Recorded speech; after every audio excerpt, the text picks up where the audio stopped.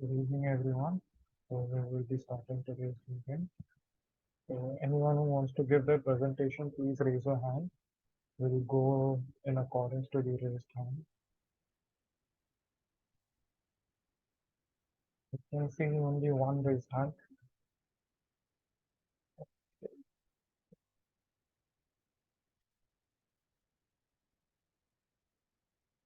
Kranthi Kumar, you can start your presentation.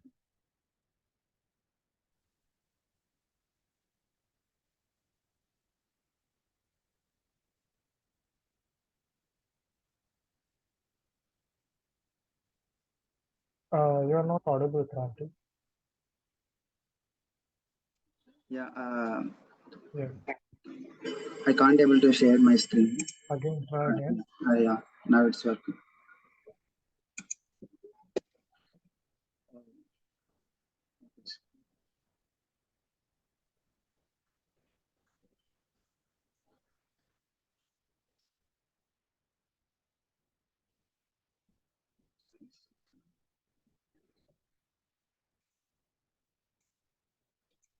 Okay, sir. Good evening, everyone. This is Kranthi Kumar, and I am from Full Stack Web Developer Group. My supervisors are Devanshu Shukla sir and Yashchandra Upajan. So I have already presented my TMS web application project task, which are Docker search website and SRS document. So let me just present the task. Yeah. And my next project was Introduction to Web Standards and JavaScript Concepts and Fundamentals. So under this project, I have done two tasks: Interact to Age Checker and To-Do List app. These were the tasks. And before going through these projects, I went and learned the JavaScript concepts and principles and everything. So I just wrote a report on the principles of JavaScript and how they help in creating interactive web pages. This was the document which I have attached. Yeah, let me. Yeah, this was the document. So, report on core principles of JavaScript and their role in creating interactive web pages. So, JavaScript it is the main client-side scripting language which helps in creating interactive web pages. So it basically uses the DOM document object model in creating these interactive web pages. So and there are many more in the JavaScript. Okay, and let's go through the core principles of JavaScript. First, basically, we'll know the variables, how to declare the variables using the keywords var, let, and constant. So after 2015, they have added the let and const, which helps in for the stability purposes and yeah, and we also have the arrow functions and normal functions, and after the update they added the arrow functions too, which helps in the simpler syntax and we have also have objects and arrays which help in performing the that performing on the real world entities. And we also have the conditional statements such as if else and even the loops like for loops, while loops, and everything. So yeah, that's basically all the principles, and these help in these were the basics for the JavaScript. And after the basics we can try to create the interactive web pages, like when a mouse was clicked or when a key was pressed, how like the event listeners, we can add the event listeners when the event so that when the mouse was clicked or any event happens, we can write a background JavaScript function which help in the changing the web page so that it makes the web page interactive. And yeah, we also have some frameworks such as jQuery and everything, which helps in creating advanced applications. So yeah, we can also use it, have regular expressions which helps in validation forms, like when we create the forms and input sign-in forms and everything. Regular expressions helps a lot. Yeah, and we also have the APIs. That was some advanced one. Yeah, this was the basic JavaScript that I have learned, and I just wrote a brief overview of these skills, like concepts that I have learned from this JavaScript. So yeah, this was the report. You can go through the report. I have shared the link to it. So let me just share my task that I have done. So first one is the interactive age checker, which was the task that I have created under the introduction to JavaScript and its core principles. So this was my first task under the JavaScript principles. So the mainly the web page should include these following tasks. So these were the forms like the form that should take user input and event listeners and everything. So we have to use the conditional statements too for this project and loops to perform a iterative tasks and everything, repetitive tasks. So these were the tasks that they have listed. So I have created this interactive age checker. So this was basically built using HTML and CSS JavaScript. So JavaScript code includes mainly event listeners, listen for the form submission event, and calls a function to process the user input. So when the user inputs the data, and when they click the button, so event listeners will do their work and gets the calls the function. So the function is a process input, and the age was the variable which takes the input and retrieves the age entered by the user from the form field and converts into an integer. So JavaScript basically treats it as a string. So we need to for the very like a should be an integer, right? So we need to convert it from string to integer. So and later we can check whether using the condition statements whether he is a underage or overage and everything. That was the conditional statement that I have used. So based on that, I will output a message that whether he is a adult or a minor. So and to use the arrays and loops, I have created a loop so that it stores the numbers from 1 to the entered age. If it is entered age is 10, then I will output from 1 to 10 numbers. So it gives a basic idea how to work with the loops and everything. Yeah, and I have yeah displayed the displayed this output numbers under this paragraph, yeah, under the initial message. So this was the basic page. I took a access of it and I pasted here, and you can go through the GitHub link that I have attached here. Yeah, when I enter the age 21, so it basically considers about 18, right? So it is a adult and have printed from 1 to 21 numbers. So this was the basic idea of this task. And let's come to the conclusion. Conclusion: these HTML says JavaScript creates an interactive web pages, and these are like form validations, which helps in advanced user authentications and validations, and whether the password is correct or not. Like those, like this way, they will help these forms, and we can use the conditional statements and arrays in a more advanced way for age verifications and age-based content restrictions on the websites. These were that we can advance this website to these features also. So this was basically the conclusion of this project. And coming to another project, it is a to-do list app under the data types, variables, and operators in JavaScript. So the to-do list app, these were the tasks that I should include in this project.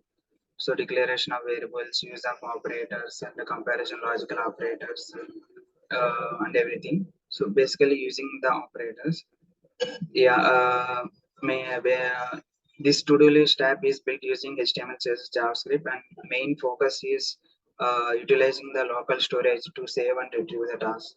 So this was the basic idea behind this to-do list app.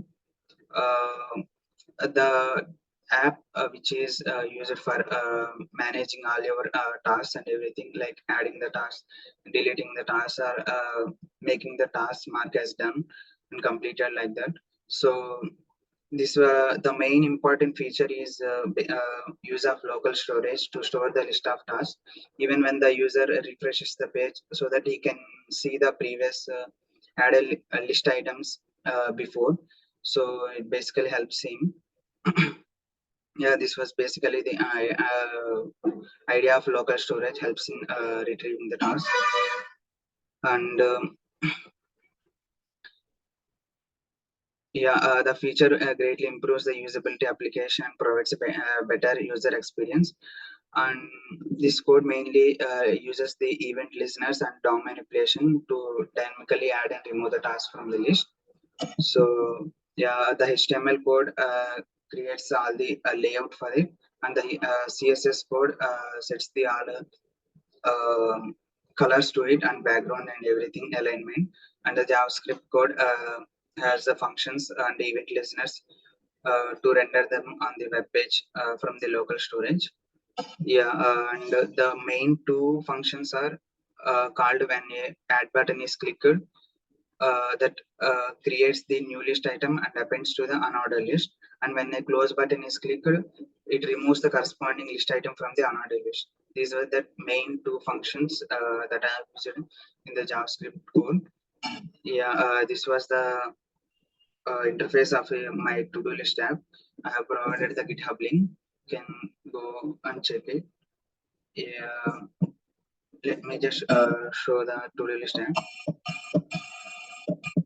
Yeah, this was my to-do list app. You can just basically add anything. Yeah, and I also used the sounds as like to go through the advanced run. So you can just see the sounds when I click the task as completed, and remove the task as when the task was over, you can just remove them. And I also use it when I give a input. I use the enter key as the adding the function. So when I click the enter keyboard, it will call the add function, and it will just add to the list items. So this was one another feature that I was using the keyboard to interact with the web page. Yeah, this was basically my to-do list app.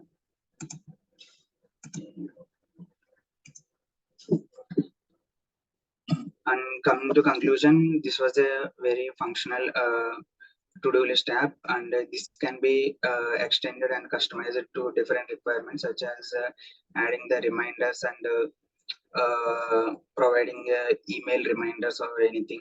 Like we can add a date when the task was created. Like we can just create a date to it, and additional description also we can add. These were the additional features that we can add to this to-do list app in order to make it a better version of it. And this was the basic idea behind this to-do list app, and which helps in users managing the tasks. Yeah, this was the basic idea of this to-do list app. And thank you.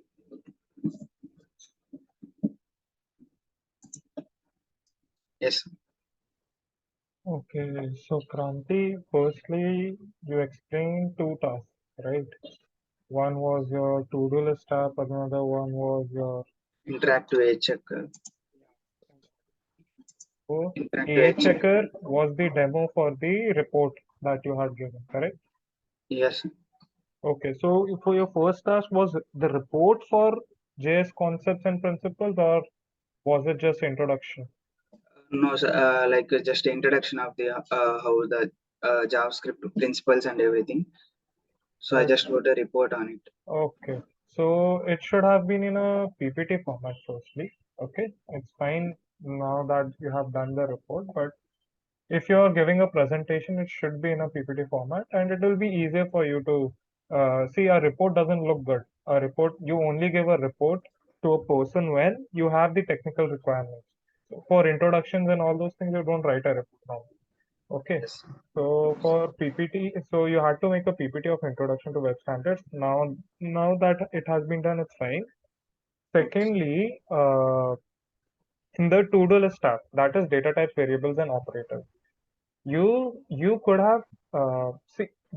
So you have explained everything about the task, how you did the task, what types of operators or what types of functions you used. Yes. Yeah, so everything you explained, but I wanted you to explain what are data types, what are variables, what are operators as well. You just one slide of each, so that it will create a flow. From the very start, you're explaining everything: what is a data type, what is a variable, what is a operator, and after that, you tell me how you have incorporated these things into your project. That you have given me, but you missed the part where you had to explain these data types, variables, and operators. Okay.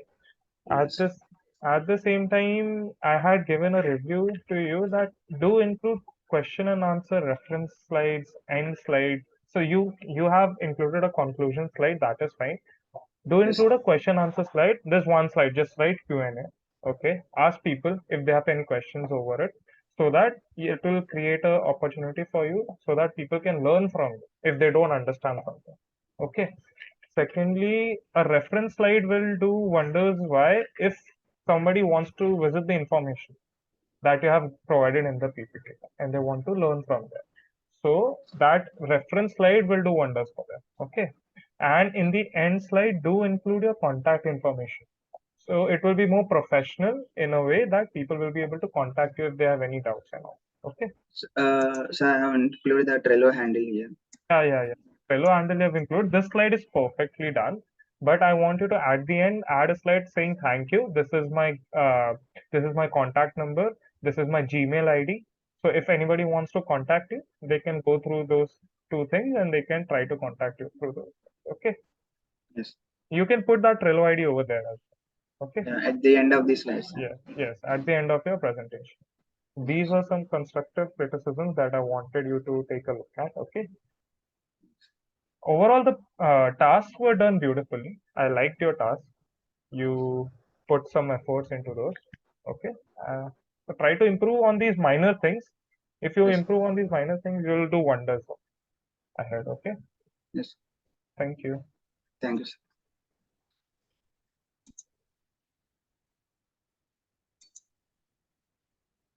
Next, we have Bhagyashri. Bhagyashri, can you unmute yourself? Yes, sir. You can start your presentation.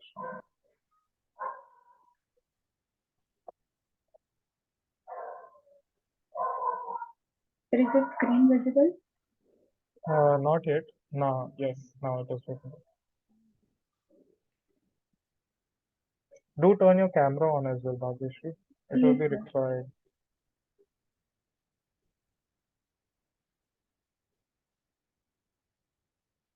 Am I visible now, sir? Yeah, you're now visible. You can start your Okay. presentation. Uh, Good evening, sir. I'm Bhagyashri Ahirwar from Python Developers Group, and my task for the presentation is overview of Python web framework. So first, let us go through the content of the presentation. First, we will see what are Python web frameworks and their advantages, and then we will discuss some of the web frameworks such as Flask, Django, and Fast API, along with their pros, cons, and comparisons, which is followed by some conclusions and references. So let us first see what are Python web frameworks.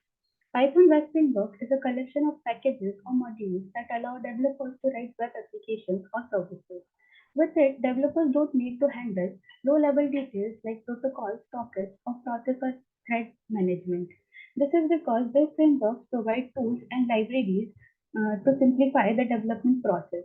They also automate the implementation of several tasks and give developers a structure for application development. There are many advantages of using the Python framework. Some of these are: first is easier implementation. Since Python is easy to learn and understand, hence its implementation is quite easier. It provides good documentation and efficient operations. Since it has the ability to work with a larger amount of data, the operations are more efficient. The web frameworks are secured and open source, and it provides code reusability. Since in an application development, there are redundant data sets or functions. Hence, it provides code reusability to not write the codes again and again. Coming to the web frameworks, first we have Flask. Flask is a micro web framework for Python. A micro web framework is the one which does not rely on tools and a lot of libraries, hence it is easy to code and configure. It has an excellent documentation, that is, it provides a lot of tips and examples of functions so that a developer can work on that, and it is testable. Some of the pros of using Flask is Flask is flexible and comfortable. It is very beginner friendly because of its simplicity, and it gives developers the room to learn and understand it quite better. It is easy to negotiate and is lightweight. That is, since it is a micro framework, it not only saves time and effort, but it also gives a lot of control to the developers for generation of applications. And there are some cons associated with it as well. Flask has a singular source. It means it can handle only one request at a time, that is also one after the another. It means it takes quite more time and does not have a lot of tools, and its maintenance is quite high. The next web framework is Django. Django is a web application framework which is written in Python programming language. It is based on model view template design pattern. Here, the model when establishing a client server communication, the model handles the database, the view executes the business logic, and the template provides the user interface. It is a very demanding web framework, and it takes less time to build an application after collecting the client requirements. Some of the pros of using Django are its speed. It has good speed, and it writes code more efficiently. The community is more significant of Django. It has extensive documentation, and it provides a lot of user security. It is more scalable on long term, as it is helpful in adding more new features and multiple users in the long term. Some of the cons of using Django are it is not good for simple projects since it has a lot of code written which requires more power and time and effort to write. Hence, it is not used for smaller and simpler projects. It has lack of some conventions, and it is quite difficult to learn. The third web framework is Fast API. Fast API is a modern and high performance web framework which is used for building APIs with Python. The key features are it is faster than Django and Flask, it is easier to code, it has fewer bugs, and the code is quite short. Some of the pros of using Fast API are it has very short development time, the testing is easier, and it provides seamless central exception handling. The documentation is excellent, and the deployment is very easy. Some of the cons of using Fast API are crowded main file. Since everything is being tied to the main file in the main.python file, hence it is very crowded. It has a smaller community because it is a new web framework, and therefore it has less education materials to learn, and it is less secured than Django and Flask.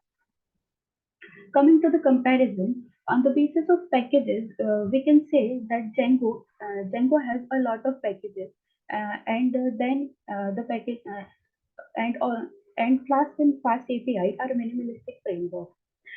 Looking at the community, Django has the most significant community, and after it, Flask, and then Fast API, since it has a small community and it is relatively new.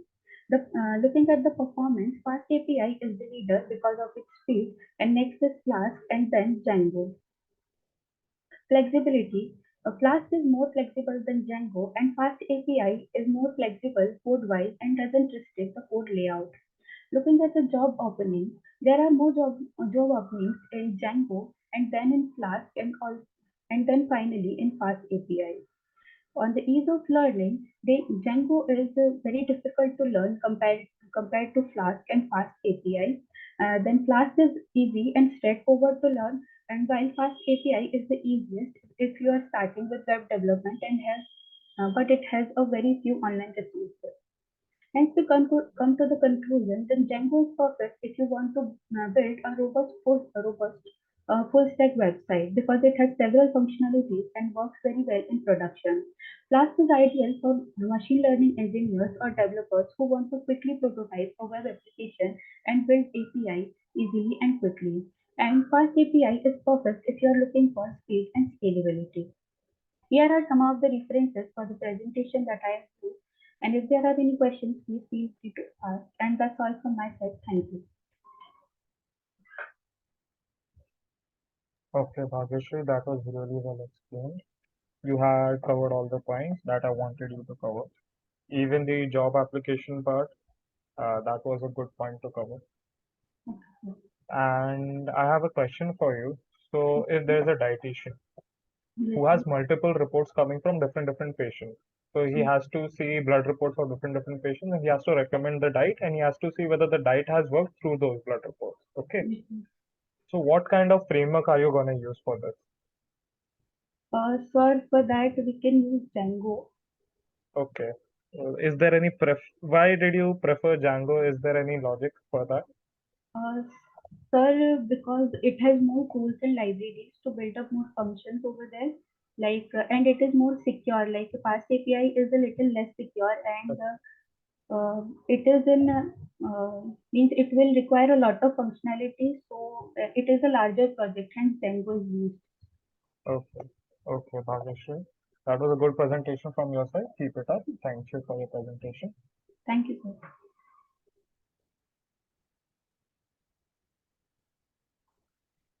Next, we have Shubham Kotkar.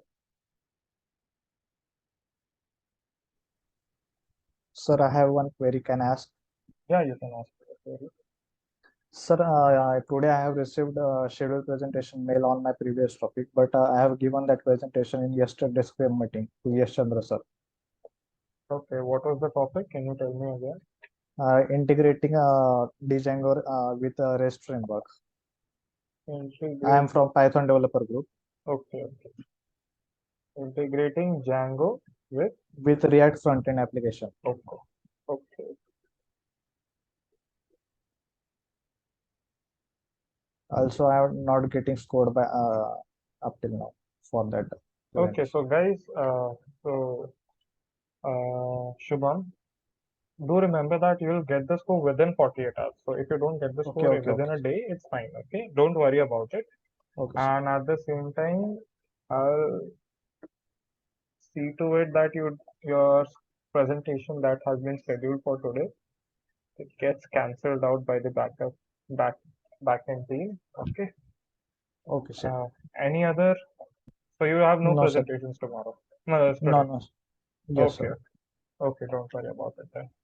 You can. Thank you. Yeah, thank you.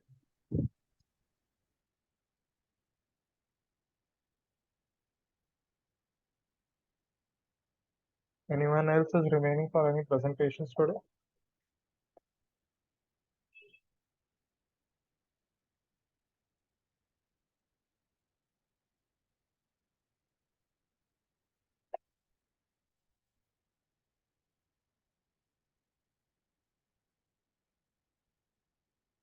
Abhilash, you can unmute yourself now. Yes, sir. Your presentation is scheduled for today.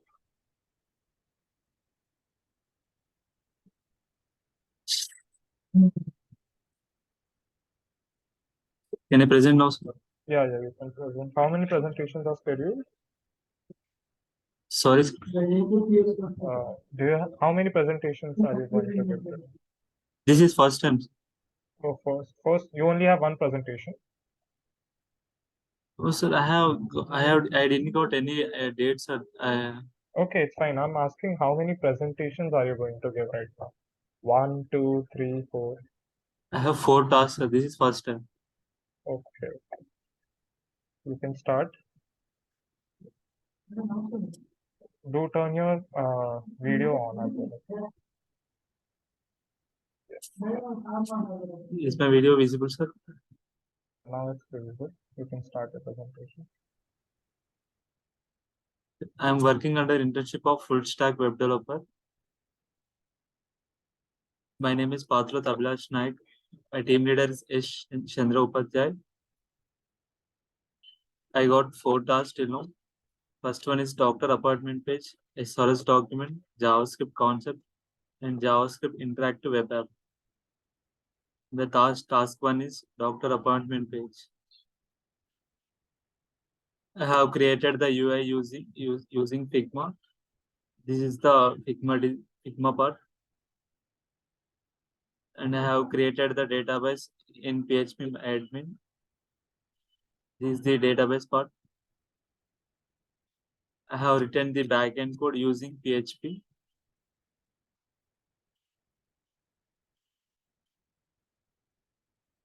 And also I have tested the backend code using Postman.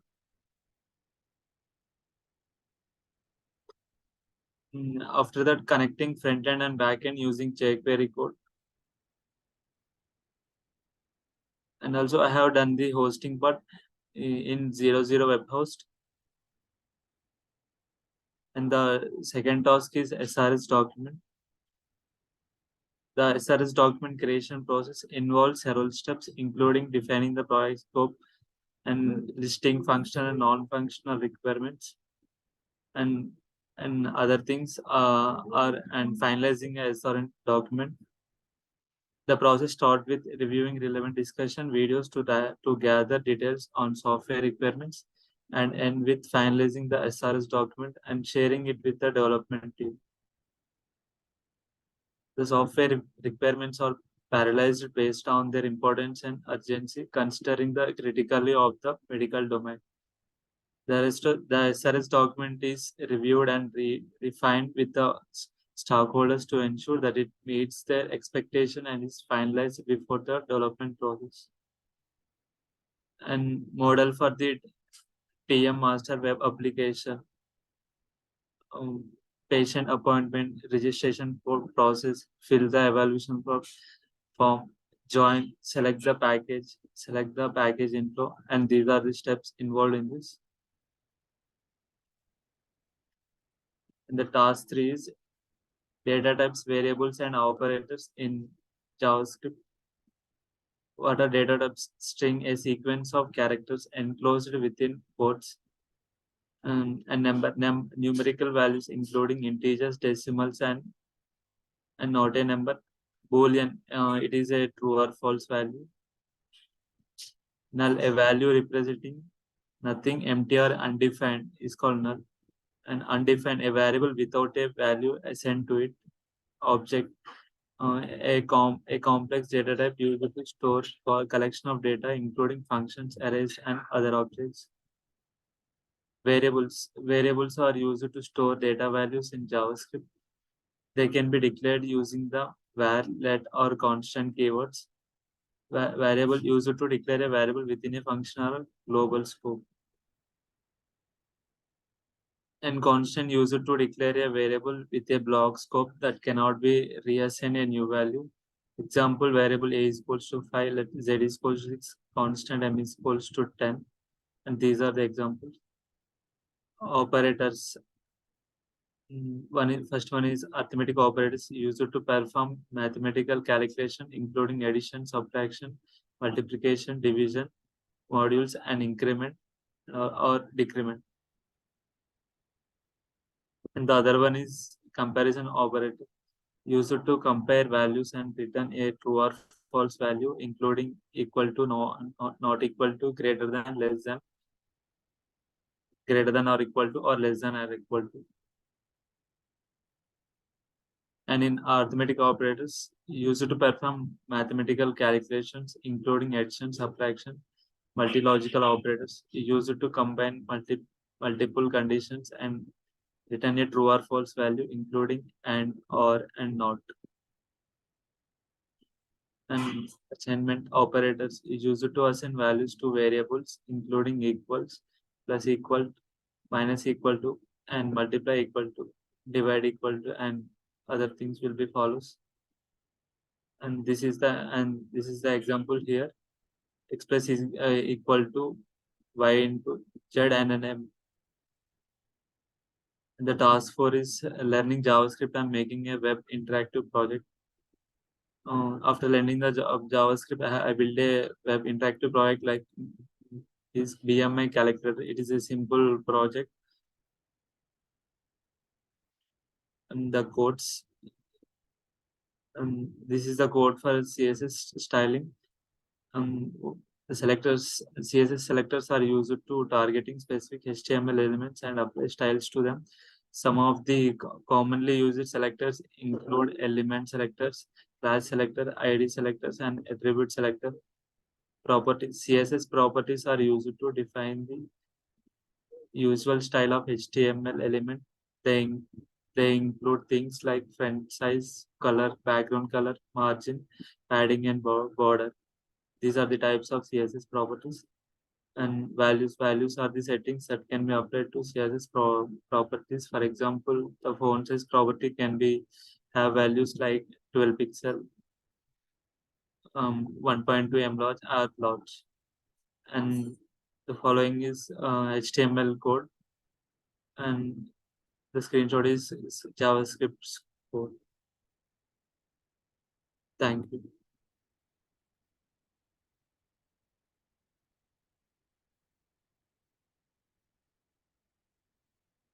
Abhilash, firstly, put your email ID in the chat box.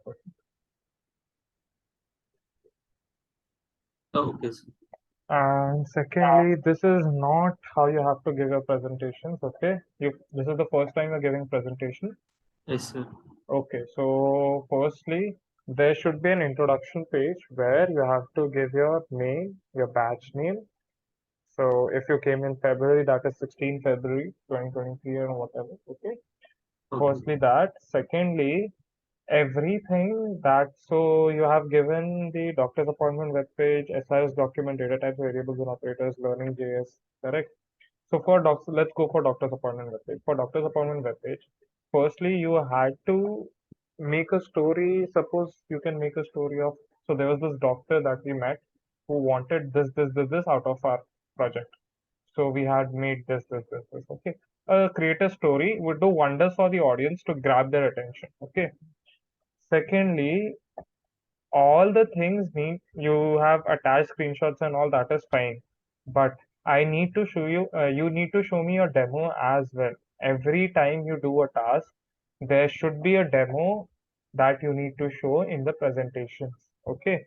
Thirdly, there was no question and answer slide, no reference slide, no end slide like conclusion slide, and at the end there should be a thank you slide where you include your contact details for any future contacting if any intern wants to contact you, okay, regarding any help Okay. or regarding any of the information that you have provided in your PPT. So Okay. these things has to be taken care of because this presentation won't do for you.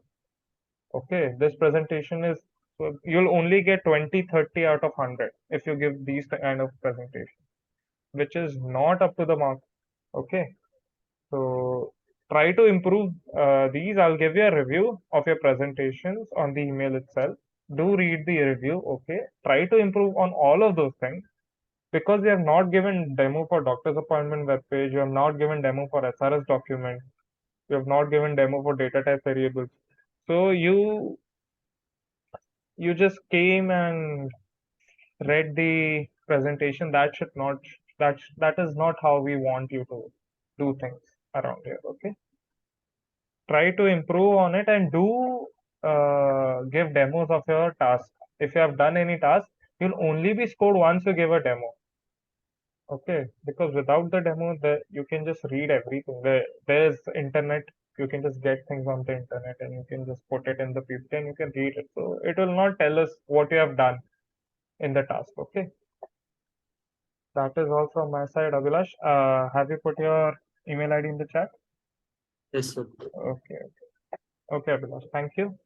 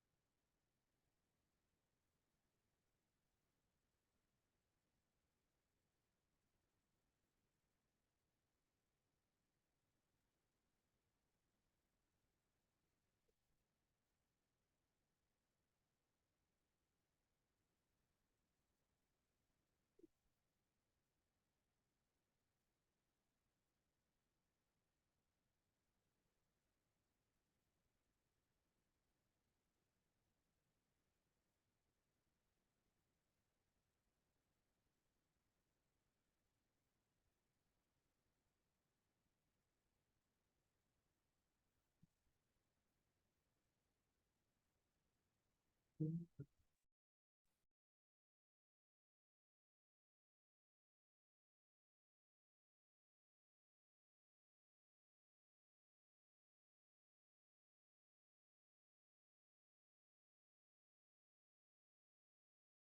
so whoever wants to give their presentation, please raise their hands.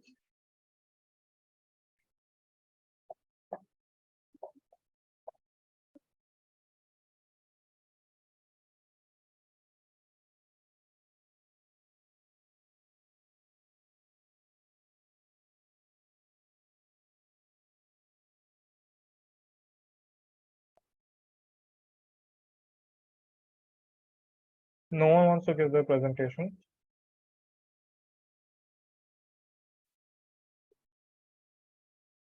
Okay. Anushka, you can start with your presentation. Hello, sir. Am I audible to you? Yeah, you're audible.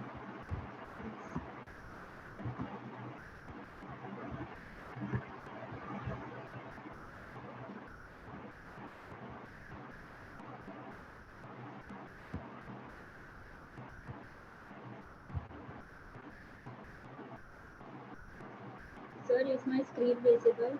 Yeah, your screen is also visible. My presentation? Yeah, it is visible. So, good evening, everyone. Myself, Anushka Mhatre from Group Python Developers Group. My task name is choosing the right Python web framework under the project name Overview of Python Web Frameworks. So, we will see the following topics in this presentation: Introduction to Python Programming, Applications of Python, Python Framework, three main Python framework: Django, Flask, and Fast API, and then the comparison between them and conclusion. So, what is Python programming? Python is a high-level interpreted programming language. It was designed to be easy to read, write, and understand. It is open source language, which means we can easily download it from its website, which is python.org. Python code is typically shorter and more readable than code written in other languages, which can help to reduce development time and make it easier to maintain and update projects over time. Python has a large standard library that provides many useful modules and functions for common tasks. Python is also an object-oriented programming language, which means we can define our own classes and use it whenever it is needed. Applications of Python are: some of the applications may be web development, data science and machine learning, artificial intelligence, scientific computing, robotics, game development, desktop application development, education, and there are many more. Python framework. What is a Python framework? It is a collection of pre-written code and libraries that provide a structure and set of tools for developing applications. It can be used for a variety of applications, including web development, scientific computing, data analysis, machine learning, and many more. Python framework. Some of the Python frameworks are Flask, Django, Fast API, Pyramid, CherryPy, Bottle. So first of all, we will look at the first, here I have mentioned only three Python frameworks, which are Django, Flask, and Fast API. So first of all, we will see Django. Django is a high-level Python web framework, which is used for building web applications quickly and easily. It is designed to simplify the process of building web applications by providing a complete set of tools and libraries for common tasks. Django is used for large organizations and companies, which are like Instagram, Pinterest, and Mozilla. It has a large and active community of developers who contribute to the framework and create libraries and tools to extend its functionality. Some of the features of Django are: it is object relational mapping, automatic admin interface, URL routing, security, scalability, open source, rapid development. The pros of Django are: it is rapid development, it has high scalability, it is secure, modular design, and community support. The cons are complexity, learning curve, performance, limited front-end capabilities, and dependencies. The next framework is Flask. Flask is a micro web framework written in Python. Flask is a web framework for Python that allows developers to build web applications quickly and easily. It is widely used for building a small to medium-sized web applications. It is a lightweight and flexible framework that provides developers with a range of built-in tools and features for building web applications quickly and easily. Some features of Flask are: it is very easy to learn, it is lightweight, it is flexible, built-in development server, URL routing, and it has many extensions. The pros of Flask are: it is very beginner friendly, so that even the beginner can also use it very efficiently. It has higher flexibility, it is very compatible with latest technologies, scalable for simple web applications, it has large and growing ecosystem, and it is lightweight framework. Its cons are lack of structure, it is not suitable for big applications, limited out-of-the-box functionality, no login or authentication, lack of database and ORM, no admin side. The next framework is Fast API. Fast API is a web framework for building APIs with Python programming language. It is designed to be fast, easy to use, and to help developers build APIs quickly. It helps developers build applications quickly and efficiently. Many big tech companies like Uber, Netflix, and Microsoft use Fast API to build their apps. Its features are: it is easy to use, it has high performance, automatic API documentation, data validation, dependency injection, fast development cycle. Some pros are: easy to use, fast performance, easy data validation, automatic API documentation, dependency injection support. Its cons are: it has lack of inbuilt security system, it has limited ecosystem, it is overkill for simple applications, limited ORM support, and small community for developers. The comparison between Django, Flask, and API according to their categories are: according to the ease of use, Django can be complex for the beginners, and easy in Flask and Fast API are easy for the beginners, and it is easy to learn and use also. According to the performance, we can see that Django is moderate to high, Flask is also moderate to high, and Fast API is very high. The flexibility of Django is very low. Fast API has moderate flexibility, and Flask has high flexibility. According to the community, we can see that Django has a very large and established with a wealth of resources. Flask has large and active with a variety of community extensions, and Fast API is built in ORM with support for many databases. Database support. Django has its own built-in ORM with support for many databases. Flask and Fast API can also support many databases. Conclusion. If we are while choosing the right Python web framework, we can see that Django can be used for complex web applications or for large companies. And if we are beginner or want to make some small applications, we can use Flask for our projects. Fast API is also a good choice for building high performance web APIs and microservices. By considering the pros and cons of each framework, we will need to choose the right framework for our project. Thank you.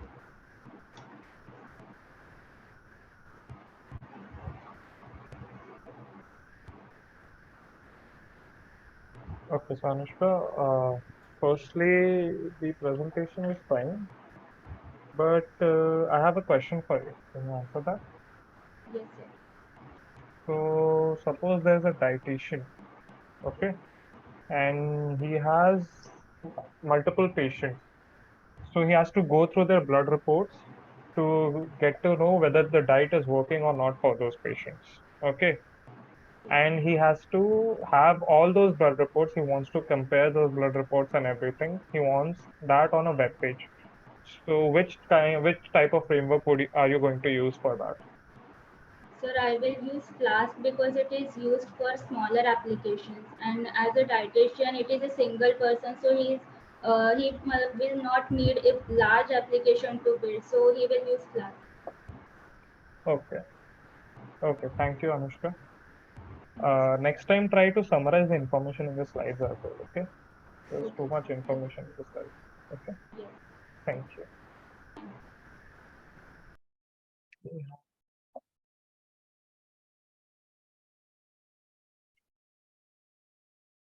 Next, we have Ratiranjan Sahoo. Good evening, sir. Good evening.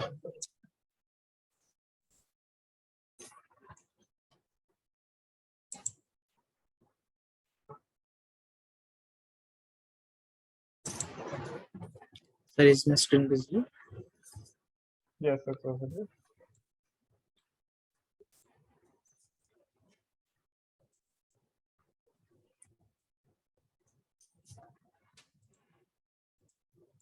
Good evening, sir. My name is Ratiranjan Sahoo. I am from Web Development Group from March 16 batch.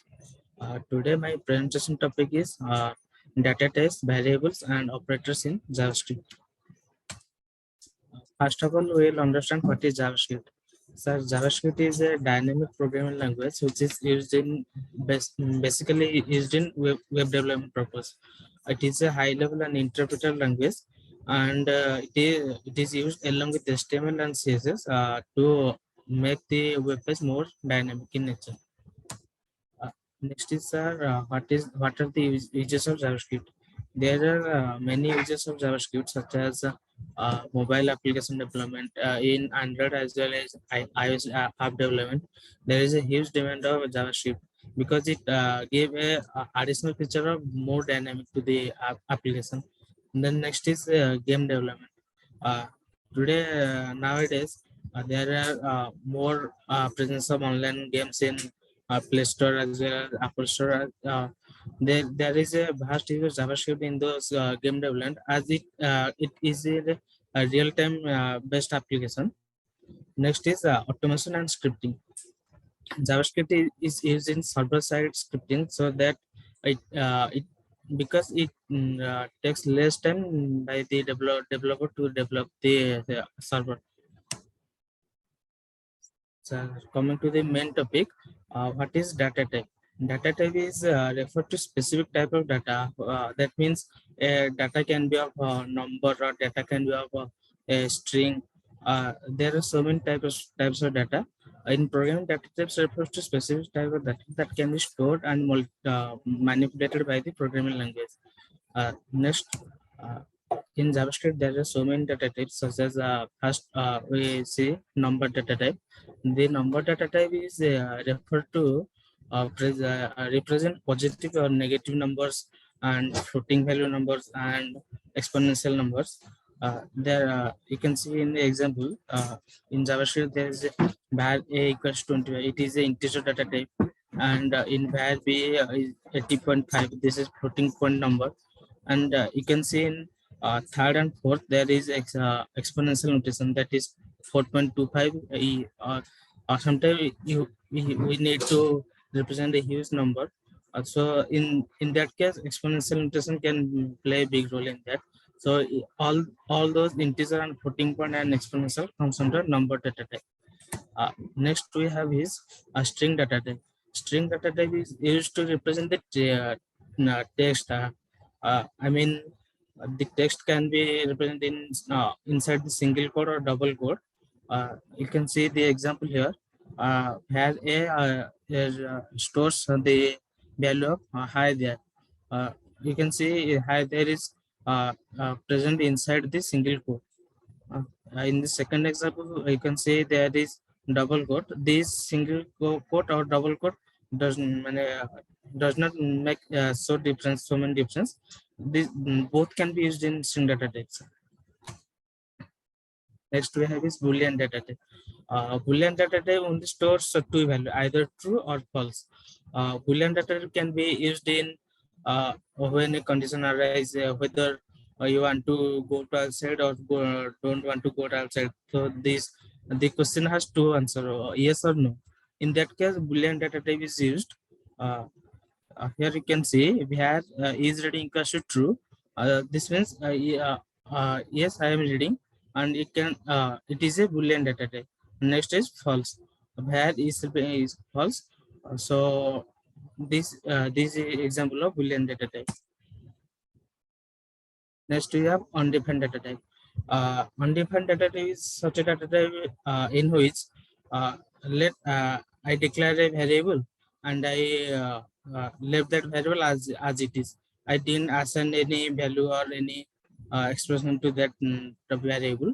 Then this variable is known as undefined variable. In the example, you can see var a is undefined, means var a does not have any specific value in it. But var b has a string value, that is hello world, present inside the double quote. When we go to the output screen, when we alert a, the output will be undefined, and the alert b, when we enter alert b, then b has its own value of hello world, so output will be hello world. Next we have is null data type. Null data type is means it contains nothing. This is a special data type that can have only one value, that is null value. You can see in the example we have a equals to null. When we print the value of a, it will show the output in null. Next we have is the object data type. Object data type allows to store multiple values, such as these values are present in key value pair. In this example, you can see var percentage is a variable, which is a object variable. In here, name is a key and Clark is value. In object data type, the key is always a string, and the value can be of any data type. It can be a number, it can be a string, it can be Boolean.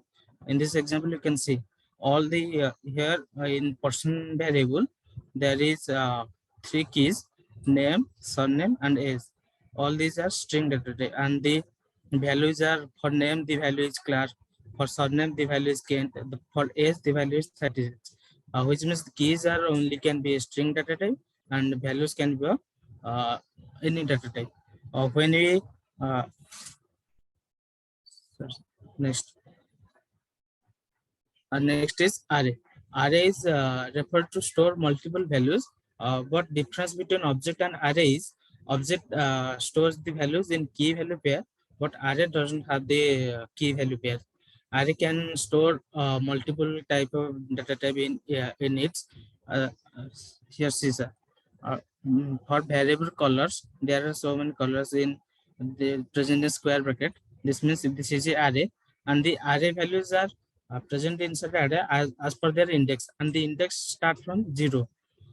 For this, red has the index 0, yellow has index 1, green has index 2, and orange has index 3.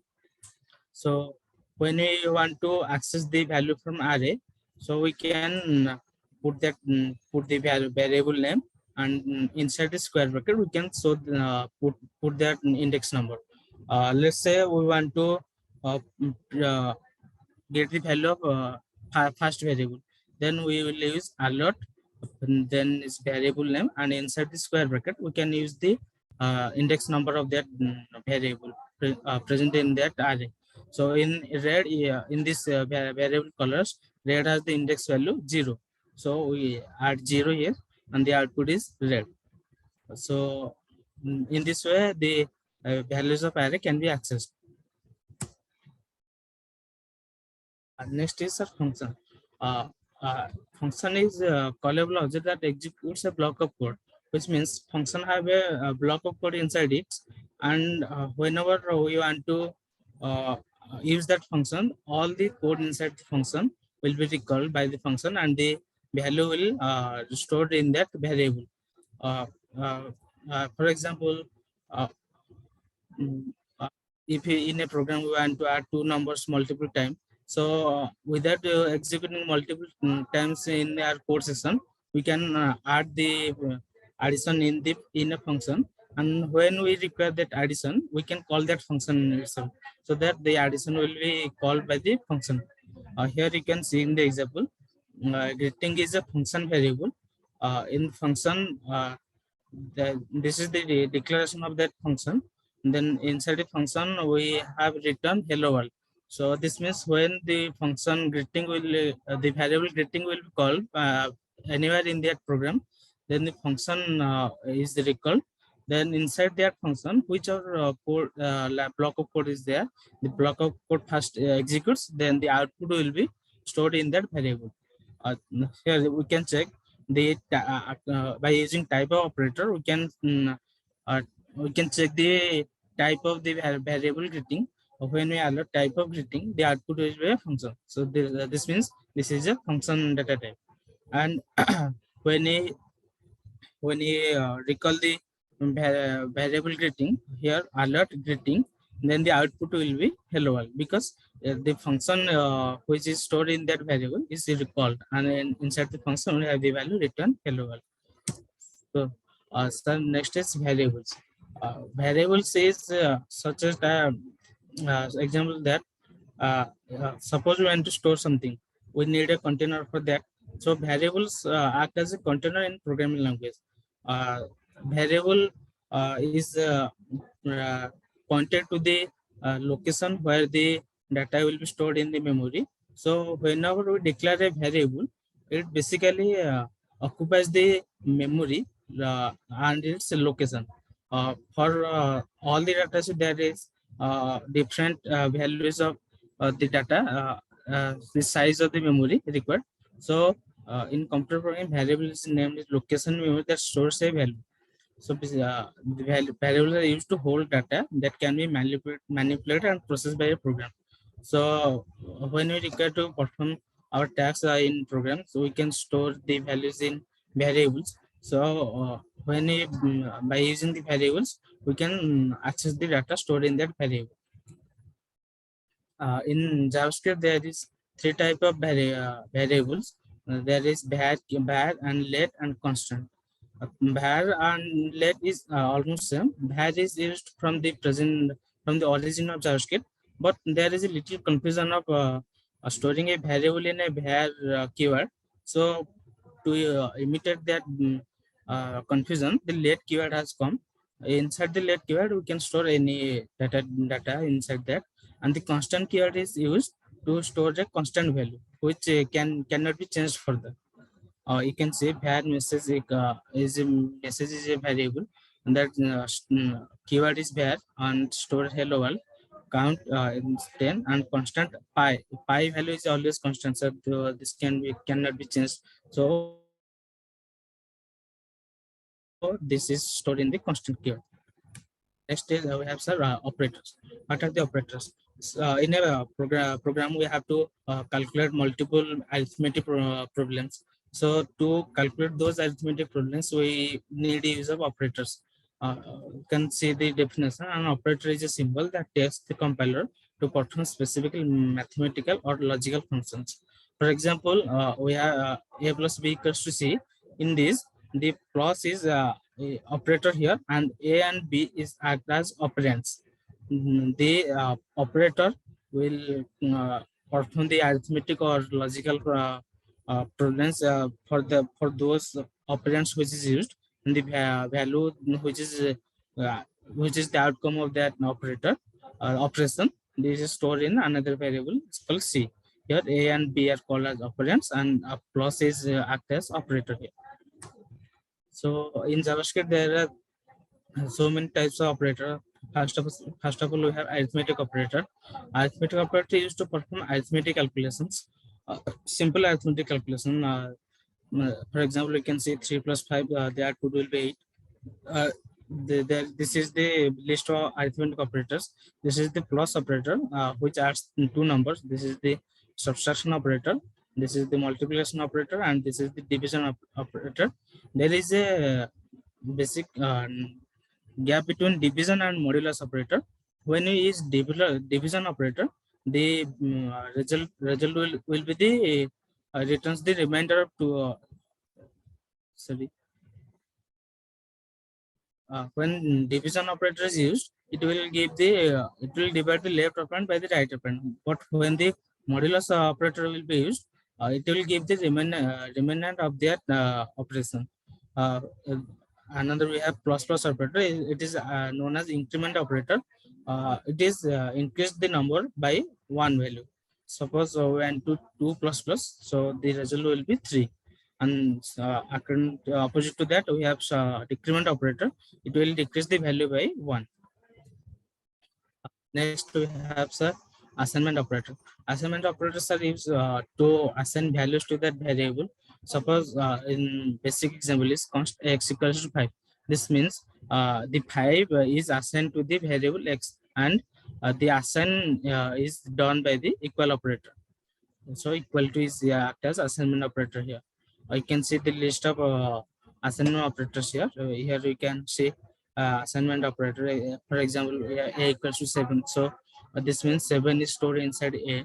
And then we have addition assignment, which means by it is used to reduce the number of code lines. Suppose sir went to addition two values, then what can we do? A plus 5, then the next step we can print that value b equals to something or a. So in to mitigate that here, we have a plus equals to 5. This means the value 5 first add with a, then the which value is come is stored inside the a. Then we have subtraction assignment. This is same as the addition assignment, and but in addition this is plus operator, this is minus operator. Then we also have multiplication assignment, division assignment, a remainder assignment, and exponential assignment. In exponential assignment, the first suppose we have in example a star star 3, sorry 2. First it will square the value of 2, then the which value is outcome of that operation, this is stored inside and the same operator a. So these are the list of assignment operators. Next we have comparison operator. Comparison operator used to compare the 2 or 3 values and output a boolean value, either true or false. For example, we have a variable a equals to 3 and b equals to 2. In the output we can see whether a is greater than b, so is greater than symbol is used as comparison operator. If a is greater than 2, it true 2 b, it will print the output true, or if it is condition false, then it will output false. These are the list of operators. Here is double equal operator, which means it is used to check whether two numbers are equal or not. For single equal to it is assignment operator, but when we see double equal to operator, then it is called as comparison operator. Then we next have 3 equal to operator, which compares equal to 2 operands with type, such as when there is a 2 different data type. If those 2 different data types are of same type, we can check that by using that 3 equal to operator. Then we have not equal to operator, and then we are greater than, less than, and greater than equals to, or less than equals to operators. These all are comparison operators. Next we have logical operator. Logical operator perform logical operation and return a boolean value, such as either true or false. Logical in the sense, if there is 2 or 4 numbers, we can check whether it is greater than, if a is greater than b and a is also greater than c. For that case, we can use logical operators.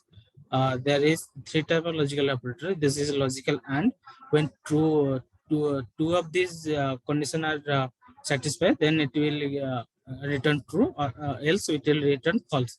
Then it is a logical or, when the operation is bound between two conditions.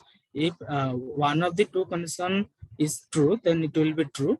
If both are true, then it will return true. If both are false, it will return false in that single case. Then we have logical not. It will it true if the operand is false, and vice versa. Next we have Betas operator. This is less used operator in all these languages. Betas operator performs operation on binary representation numbers. It is a machine level operator. So there is not such use of bitwise operator in JavaScript as well as other languages. There are so many bitwise operators. This is bitwise and or and XOR, not left shift, right shift, and zero fill right shift. There is no such use in human levels.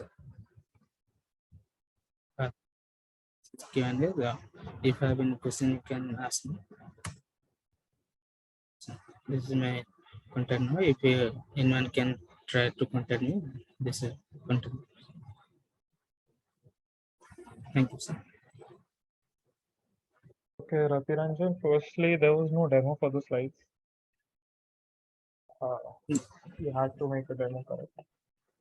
Sir, So block of code, sir, demo. yeah, block of code in the sense you had to make something on the website. For data type variables and operators, you can make anything, a tic-tac-toe game or anything. You could have made Yes. anything for the demo. It was on you, but you did not show your demo. Have you made it? No, sir, I have not made it. Okay, it's fine. So you have just studied it, correct? Yes, sir. Okay. So you have studied it very thoroughly, Ratiranjan. That I can say. Keep up with that. But what you can do now, for the next time, firstly include the demo, that is fine, because it will make a concept more clearer. Because once you've studied the theory, you need to be practical about that theory, correct? If you don't go practical, then those theory will vanish in in a matter of 2 days, correct? So try to make something out of it, a tic-tac-toe game or a to-do list or anything. Just a simple tutorial you can watch on YouTube or anywhere else, and you can just follow it along. Or you can make it out of your own imagination, out of your own creativity. If you're up to it, if you know that you have read and you are feeling comfortable that I can make it for myself. Okay. Okay, sir. Secondly, there was a lot of content on the slides. Okay, so what you could have done is, even though I understand that you have studied so much, so you want to show that you have studied and you want to explain it to the presentators, but what I want you to do is, for data types, list all the data types. Firstly, give 1-2 lines what is a data type, then list all the data types. In those data types, just give me them, give on the presentation, give their names. So first data type, second data type, Boolean data type, and these different data types, just give their names, and then you explain those data types through your knowledge. You don't have to write anything in the presentation. Same goes for the variables and operators. Just 1-2 lines about what is an operator, what is a variable, and then list the operators and variables, and then you explain them yourselves instead of giving it on the presentations, because it will then show that you have knowledge within you as well. Okay, you're confident with that. Other than that, everything else was you took the positive feedback and you included Q&A and all those slides. So I was happy that you included those. The last time you had told to include Q&A. Yeah. So I noticed that. That's right. So that was good from your side. Try to keep these points in mind as well for the next time. Okay. Okay. Thank you, Ratiranjan. Thank you, sir. Sir, should I put my email on chat book? No, I have your email right now. Okay, don't worry about it. Thank you, sir. Next, we have Sahil Sinha.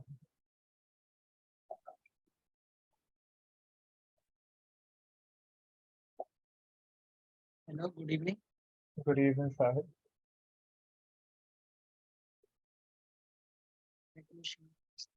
Is it visible?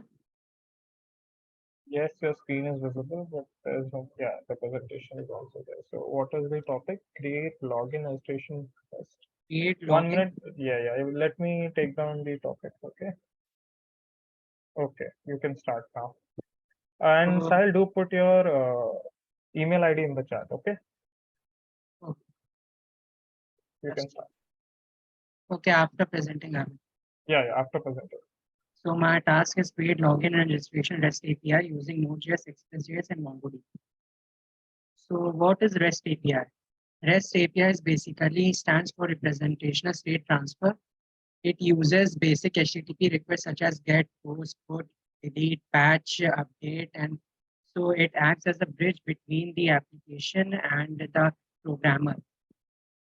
So introducing Node.js. So basically, Node.js is an open source cross-platform JavaScript runtime environment and library for running web application outside the client's browser. So what is ExpressJS? It is basically a framework of Node.js. We can easily install it by writing npm install express. Here npm means Node Package Manager.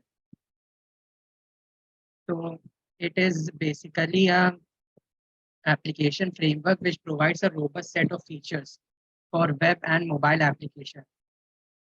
So its features are basically router, middleware, template engine, and error handling.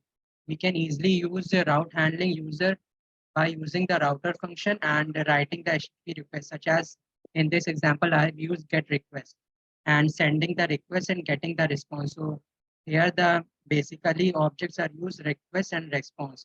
Request comes for the user and response is sent back to the user using an API. So MongoDB. MongoDB is basically an open source and document oriented database. I have used this for data collection and it is stored in JSON like documents. So we can connect the MongoDB server with our Node.js by using the mongoose function and using mongoose.connect and our username and password, which we have used when creating the account on MongoDB. So now Postman. Postman is basically a testing tool for the working API. We can easily test the API with this tool by sending the requests such as post, delete, request, update, and get the desired result. Now I will move to the conclusion. So in this task, we covered authentication in Node.js using Express framework and JWT token, which is basically a JSON web token and MongoDB, and testing the API with the help of Postman tool. So this is the reference link. And if you have any questions, you may ask, and I have provided my GitHub link of this task. So thank you. These are my contact details. Now I will move towards the demonstration part.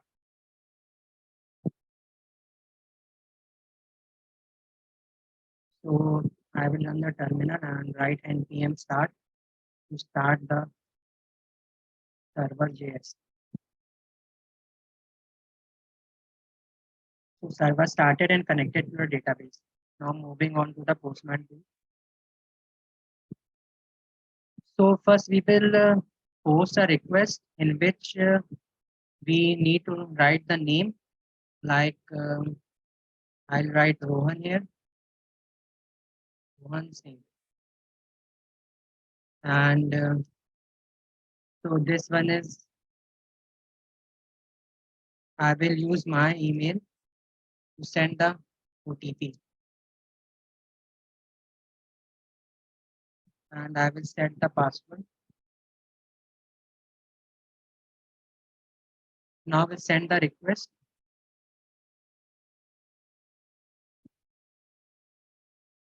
So the verification email sent successfully.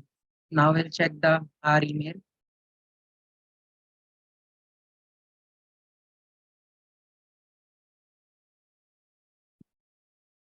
So it's there. I've been sending it from verified data 7. So this is the OTP we have received. Now copying this OTP and using it to verify. Now we'll verify the OTP.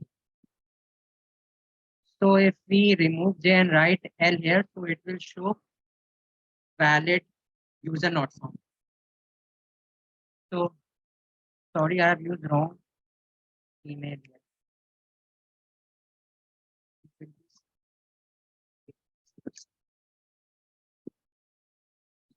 So now if we will check with the wrong OTP, it will show invalid OTP.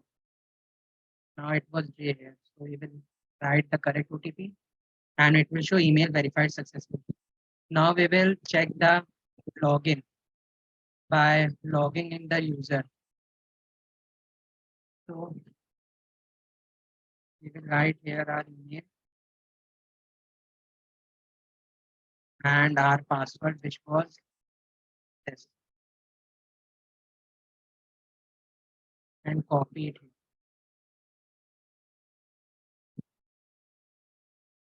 So if we will write the wrong password, it will simply show invalid email or password.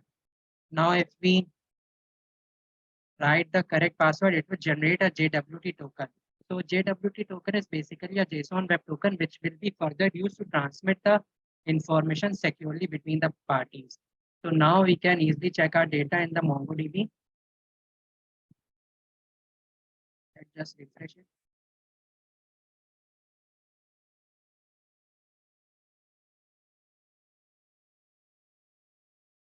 So it is here now. Name Rohan Singh, email, password, OTP, and it is verified. So that's it.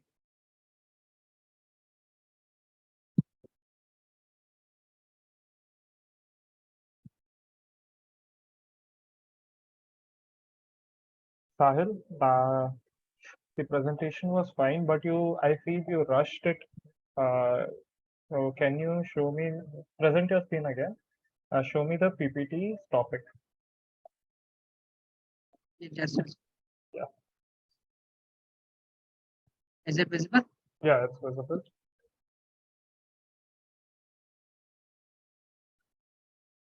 So here you were told to create a login for registration of REST API in Node.js, ExpressJS, and MongoDB. Okay. So you have done MongoDB, you have taken MongoDB as a database, that's fine. So Yes, data. the Node.js and ExpressJS introduction could be more elaborate. Okay. You did give the introduction, what is Node.js and ExpressJS, what they are used for, and everything is fine. But it could be more elaborate. It felt like you were rushing. You were rushing to the demo. So don't try to rush to the demo. You take your time. We have a lot of time. Take your time. Try to, so that, see, when you're explaining these types of presentations, so if there are a lot of people who are viewing these presentations, okay, this will be uploaded on YouTube as well. Okay, so these presentations will help people understand what is ExpressJS, Node.js, and how they can create a login and registration REST API to that. So your presentation is going to help other people do what exactly you're doing. Okay, so you need to explain it in a way so that people who don't even get what is, the people who are not even in technical part, they get to understand what is Node.js, ExpressJS. I don't want you to go thoroughly with it. I don't want you to put everything on the PPT. Just main points, key points, and then you explain them on the top of your head. Yeah, this key point says this and this is. Other than that, the demo part was really done well. It was a good demo from your side. But I want just add from the next time, just add one thing. No, While actually, it was my second task. So on the same topic, it was the first task was my basic API using Node.js, ExpressJS. So I have included much thing in that. So this was my second task. So I have done it a bit short. I can okay, show you the okay, first task PPT also. okay. No, it's fine now. In the demonstration itself, what you can do is while giving the demonstration, you can just no, you don't have to show it. It's fine. Okay. Okay, I understand. It was a second task. It was a second task, so you rushed through it. Okay, it is fine. Whatever may the task number be, may it be Yes. your first or second, you still need to explain it because the viewers are going to see it from the very start itself. Okay, so on the presentation part itself, sorry, on the demo part itself, demonstration part itself, you did explain the demo, what was happening, what you wanted the outcome to be, what was the outcome, you Yes. explained those things. But I wanted you to explain what was the working code behind it. What was the source code? What were the source codes? What codes did you put? What functionalities did you use from Node.js and ExpressJS? What libraries you use? You can explain those not by going to the source code itself. You can explain those while giving a demonstration. So I have used this. I've taken a user input from this. I've used this functionality to get a get request from this. I've used this functionality to post it to my MongoDB. Okay, so that people get to know the source codes are running like that, and these source codes are functioning like this, and the output is coming on the screen. Okay, so try to explain those source codes on the front end itself. That was the only. I think that these are the things that you need to improve. If you improve these things, then your presentations are going to be very good. Okay. Thank I you have for. one more query. Yeah, you can ask. You can ask. For my next task, I want this one. Okay. You can ask. This is basically a 2-month long task, which